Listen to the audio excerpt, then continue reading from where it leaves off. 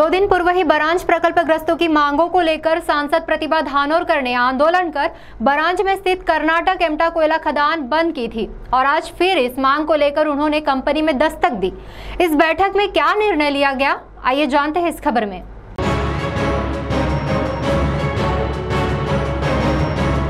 भद्रावती के बरांज में स्थित कर्नाटक एम्टा कोयला खदान में 2 दिन पूर्व नवनिर्वाचित सांसद प्रतिभा धानोरकर ने प्रकल्पग्रस्तों के साथ आंदोलन किया था और मांगे पूरी न होने पर उन्होंने केपीसीएल कंपनी को बंद कर दिया। आज फिर एक बार सांसद प्रतिभा धानोरकर प्रकल्पग्रस्तों के साथ केपीसीएल कंपनी पहुंची, जहां कंपनी के वरिष्ठ अधिकारियों के साथ उनकी बातचीत हुई। वैसे हमको आज चर्चा करना ही नहीं है, मेन बात जो चर्चा करनी है हम केपीसीएल के एमडी और एम्टा के एमडी दोनों बेटों में से हमको कोई भी होना नहीं, ना गौरव उपाध्याय होना ना सौगत उपाध्याय होना। उज्ज्वल उपाध्याय जी आते हैं तो ही हम बात करेंगे, वरना ये ऐसे ही रहने नहीं। उज्ज्वल उपाध्याय जी से आपसे बात करना चाहते हैं। नहीं, हमको फोन पे बात ही नहीं करना ना, कब तक फोन पे बात करेंगे? 20 साल ऐसे ही चले गए। क्या हुआ मैम, अगर हमें मालूम हो जाता तो उपाध्याय साहब को मैंने आज ही रिक्वेस्ट करता कि आप आज आइए बात कर लीजिए मैम से। वो तो चाहते हैं आपसे बात करने, तो बुला लीजिए ना उनको। कल मीटिंग रखिए, मीटिंग में उज्ज्वल उपाध्याय आएंगे तो ही हम मीटिंग करेंगे, वरना मीटिंग भी नहीं करेंगे। कलेक्टर को बोल दिया मैंने, कल 3:30 बजे मीटिंग रखी है कलेक्टर ऑफिस में। दोनों कंपनी के एमडी रहेंगे, तो बेटे से तो किसी से बात नहीं करना। सौगत का भी पानी पी के हम देख लिए और गौरव का भी देख लिए, और जिस तरीके से उसने बात की है 2 दिन में, हमको उससे बात ही नहीं करना, किसी को भी नहीं करना। उज्ज्वल जी आते तो ही बात करेंगे, आप मैसेज दे दीजिए। नहीं तो एक बार बच्चे लोग को चांस दीजिए ना। चांस देके थक गए अंकल, 15 साल हो गए चांस देके उनको।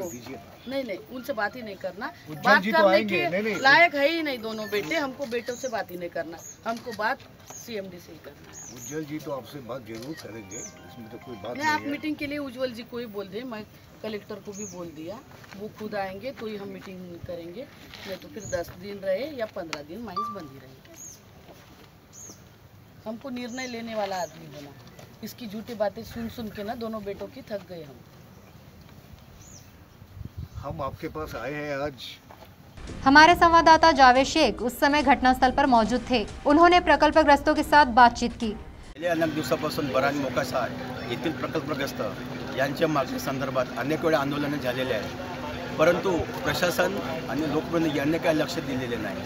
त्यामुळे परवाच्या दिवशी काही आंदोलन झालेले होते, त्याच्यानंतर आजही शुक्रवारला दिनांक आज आंदोलन करण्यात आलेलं आहे, परंतु इथे एमटाच्या केपीसीएलच्या अधिकाऱ्यांनी फोन केले असता त्यांचा मोबाईल स्विच ऑफ दिसत आहे। तर आपल्यासोबत काही प्रकल्पग्रस्त आहे, आपण यांना विचारू काय त्यांच्या मागण्या आहेत। बरांज मोकासा येथील प्रकल्पग्रस्त आहेत सर्व लोक, आणि आमच्या समस्या अशा आहे की आमच्या गावाचं अजूनही 15 वर्ष झाले, 2007 पासून या कंपनीने पुनर्वसन केलेलं नाही आहे, शेतीचा मोबदला दिलेला नाही आहे, किंवा आणखी कोणाला असं म्हणजे गावात ड्युटीवर नोकरीवर सुद्धा या लोकांनी घेतलेलं नाही आहे। का आम्ही देऊ, फक्त आश्वासन देऊन राहिले, फक्त का आम्ही नोकरीवर घेऊ, तुम्हाला नोकरी बदला 5 लाख रुपये काटत आहे। शेतीमधून सुद्धा आमचे 5-5 लाख रुपये ते नोकरीच्या बदल्यात म्हणजे कपात करून राहिले, किंवा ज्याचं घर शेती नाही आणि ज्याचं घर आहे त्याचं सुद्धा त्यांनी कपात करून राहिले 5-5 लाख रुपये। म्हणजे हे कसं काय का? आणि प्रकल्पग्रस्त आहे ना, त्याच्यामध्ये 5 लाख रुपये कमी देऊन राहिलेले आहे, घराचे सुद्धा प्लॉटचे सुद्धा 5 लाख रुपये काटून राहिलेले आहे। म्हणून आम्हाला इतका खूप त्रास होऊन राहिलेला आहे, डस्ट येतो, आमच्या गावाला पाणी नाही मिळत, पाण्याचा त्रास आहे, किंवा शेतीवाल्याला म्हणजे उर्वरित रक्कम, अर्धी रक्कम शेतीचा अर्धा पैसा म्हणजे आम्हाला वापस देणार होते, म्हणजे ज्याची 5 एकर शेती असली तर त्याचे 2.5 एकराचे पैसे ते सुद्धा या लोकांना दिलेले नाही।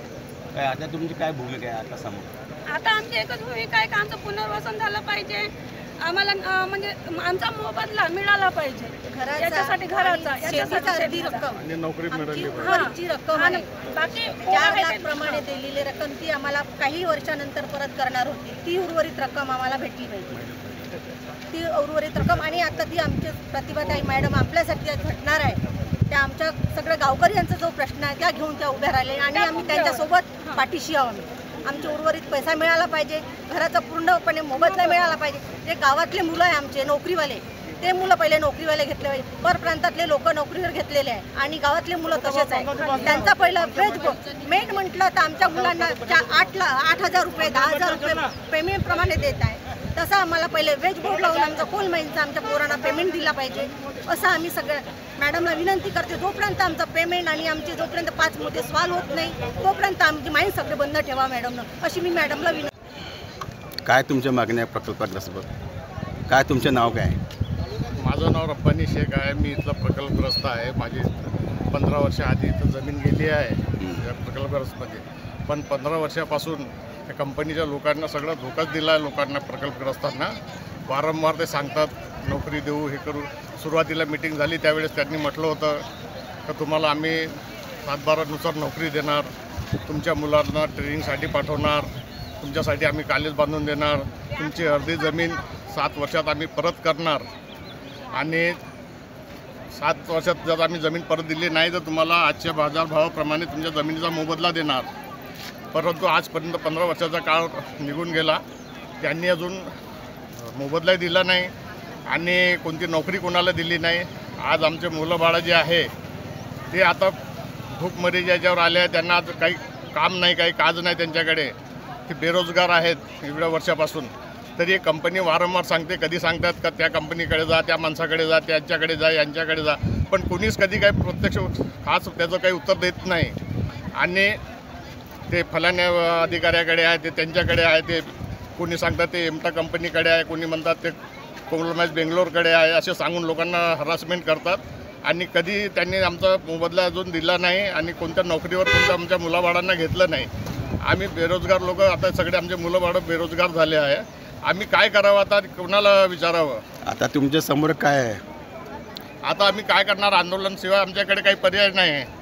आणि 15 वर्षापासून कितीतरी वेळा आम्ही आंदोलन केलं. हे फक्त तात्पुरते हे देतात, आश्वासन देतात आणि त्याच्यानंतर ते आश्वासन सगळे विसरून जातात आणि त्याच्यानंतर काही त्यांचं आम्हाला काही त्याचा विल्हेवाट लागत नाही. आमचं वारंवार आमच्यासोबत अशी धोकेबाजी होतात. हे कधीपर्यंत चालणार हेच आम्हाला सगळ्यांना विचारायचं आहे. बरांज में कई नागरिकों के प्रश्न 15 वर्षों से प्रलंबित है और इस ओर कंपनी बिल्कुल ध्यान नहीं दे रही है, जिसके कारण सांसद प्रतिभा धानोरकर ने आंदोलन का हथियार अपनाकर कंपनी को बंद कर दिया है।